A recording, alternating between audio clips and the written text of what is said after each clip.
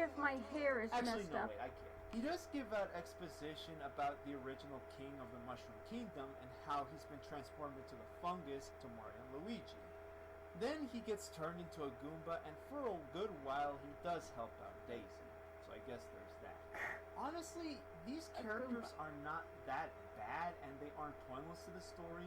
It's just that they aren't as complex or intriguing as they could have been, and had little momentum and screen time to make them stand out.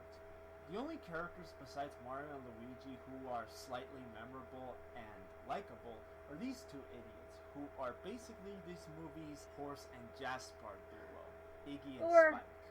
Marvin Harry from for Bowser, and they Home were ordered to Alone. find the princess. Except one of them forgot to remember that the princess has to have the meteorite piece.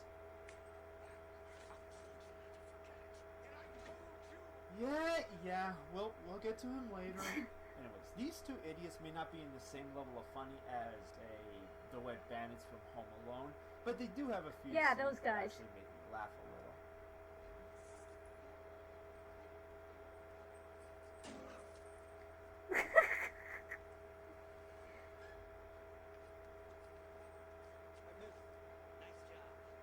Alright, now let's get to the Mushroom Kingdom. You see, in the movie, a group of university students had been digging up a lot of bones and found strange ones that resembled that of a human skeleton. One of the digging camps happened to be near a construction site that Scapelli and his crew were working on some kind of project. He sends his goons to make things worse by flooding the camp, which leads to Mario and Luigi helping out Daisy by fixing the pipes, which I honestly thought was a nice touch to their occupation. However, as they're shutting down the pipes, Iggy and Spike knocked out the Mario brothers, and they kidnapped the princess. They immediately try to find Daisy, and it's right here in where Applejack's we see voice. the pathway to the other world.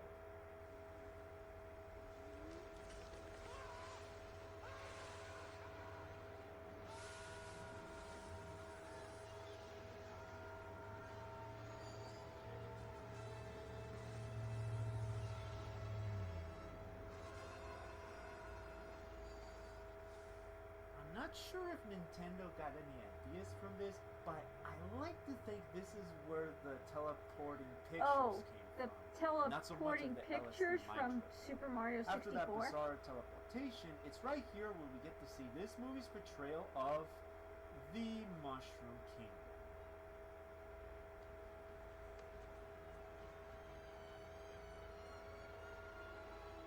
The sign that says Swamp, named after one of the pass-through squish enemies, Bullet Bill. Vote for Koopa. Yeah, I don't get it either. How in the world did they go from this original gameplay?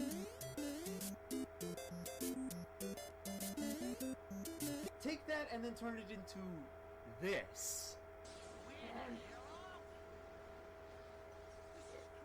Well, believe it or not, there's a reason why it looks completely different, but I'll get to that later. Regardless of how this dystopian broken down city looks nothing like the colorful and lively Mushroom Kingdom in the video games, but as its own movie, it actually looks pretty cool. It's got this unique post-asteroid era style that I haven't seen before or even after this movie's release. Like Say what you out want of a about sci-fi how this film. movie doesn't follow the video games at all. I'd argue and say that the production values and the sets of this movie are one of the biggest highlights it has to offer, because it looks pretty good for early 90s standards. To this day, I still remember all of the Mushroom Kingdom sets from this movie. The city, the prison, all of the rooms we see inside the Koopa Towers. And the actors, crew, and extras did their best to make it all work on or off camera, despite all the struggles and immense heat they had to go through. Again, you see what I mean later. Another and the ad. special effects aren't that bad. Drinking warm water before bed flushes 1 pound of belly fat every night. Thousands of Americans are already freaking out about it. Especially compared to some of the worst examples like Troll 2. Troll 2. They're eating her! And they're gonna eat me! There's a lot of practical effects and a little bit of CGI that really sell on the atmosphere and lore of this world. They do incorporate certain items and things from the video games into the movie, but it's really random. For example, The Bullet Bill is an enemy that goes in one direction and you kill it by jumping on its head. In the movie, it's more like a fuel component for these shuls that they call stompers, and it's used to make Fuel someone for the wearing these stompers? things to jump or float really high. Big Bertha is the fish enemy you see in Super Mario Bros. The fish 3. enemy. While in the movie, that's the name of this fat bouncer girl Black? with a spiky dress at a bar.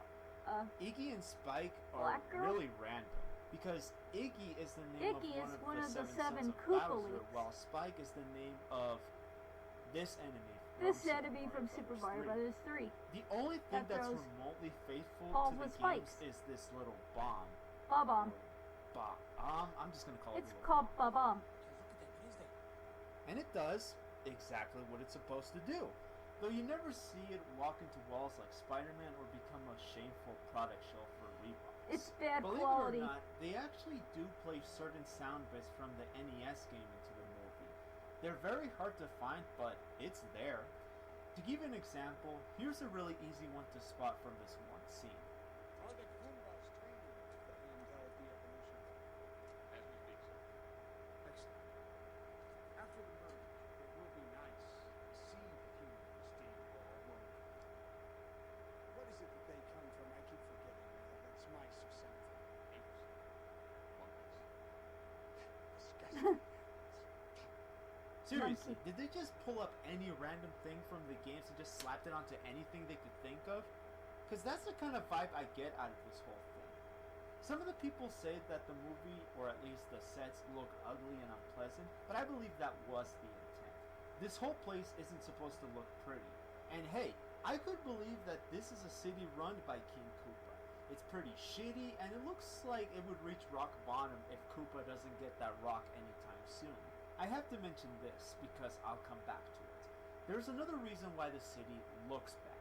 Apart from being inhabited by a bunch of rude reptilian human hybrids, you might have also noticed the orange crap around the city. That's the fungus. And it's not just the fungus. As I've the mentioned mushrooms before, or Toad the fungus. explains that the fungus is actually the old king of the Mushroom Kingdom. The Toad, old as king? well as Iggy and Spike, explain that this old king is actually Daisy's father. Daisy, may I present to you your father? The fungus. Koopas first picked them up. De-evolution. This is my father? Well, the fungus out there, that's our old king. It's true. He's been de-evolved. That's right, he's been de-evolved in the fungus. Now he's wreaking his revenge on the city. But it's not all bad. There's no For such this thing king as a actually Pokemon does help out Mario and de-evolution. Luigi by using its fungus to save them from death, or letting them use it like a whip or a shield. This is the closest we'll get to seeing Mario using a mushroom in live action, by the way, so enjoy it for all it's worth.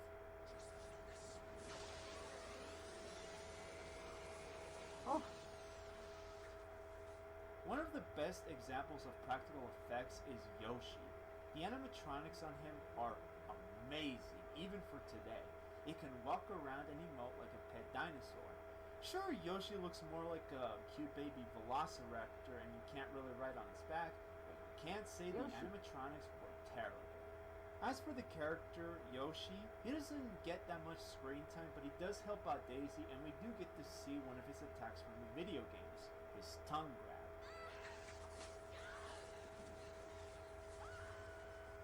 It would have been cool to see him do the floppy jump or the throw flutter eggs, jump but or I'll throwing take it. egg So projectiles overall, like the in special Super effects Mario and the World 2, production values Yoshi's in this Island. movie are pretty good.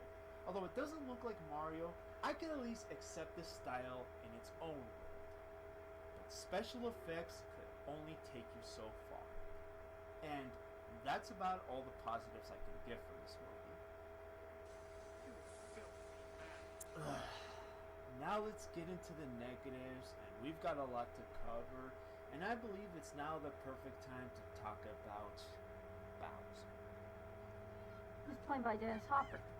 A monkey.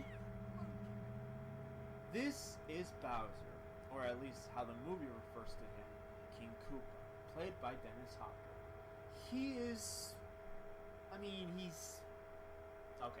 I don't know how to explain this because my criticism towards him is is weird. Let me explain. Dennis Hopper is one of my favorite actors in cinema.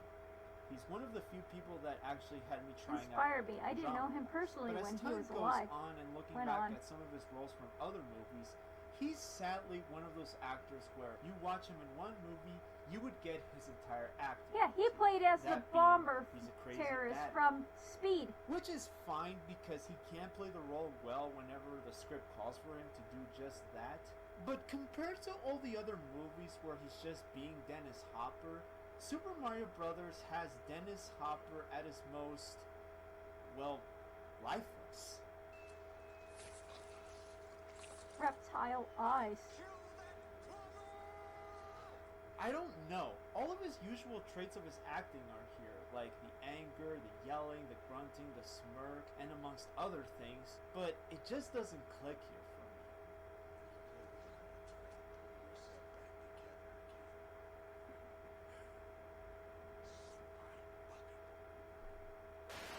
Postscript. Think of it this way. Imagine watching a movie Arnold starring Schwarzenegger? Arnold Schwarzenegger and you expect to see what he does best. You know, the one-liners, the confidence, the badass presence that he leaves out whenever he's on screen. You know, the typical stuff. Terminator. And he would play on roles that are ideal for Last him, like action a police hero. officer, a soldier, Kindergarten a cop. barbarian. Basically a muscular badass that Conan takes shit the from Barbarian. no one, all the while being a wise-ass bastard that he usually does whenever he cracks a joke after killing someone or just doing something cool in general. But for whatever reason, all of that just didn't pay off. He shows the same kind of stuff that you've seen from other movies like The Terminator, Total Recall, Commando, all Predator. of that, and all of a sudden that role just didn't turn out as well as you'd expect. Back to That's the kind complete of what script. it is with Dennis Hopper here in this movie. It feels like some kind of virus sucked out all the talent, and you get this performance that you usually see, but it lacks the charm, intensity, and likeness that made him known in the first place. It's like he's being himself and just do whatever he can and spout whatever line he could think of. And that's because he really wasn't trying in this movie. Monkey. Although the movie has a fine enough story and it does its job presenting plot points that do lead up somewhere, it has some inconsistencies and parts in the story that just come out at random. In fact, there's been a lot of moments in this film that make the people stupid and do things that do nothing but waste our time.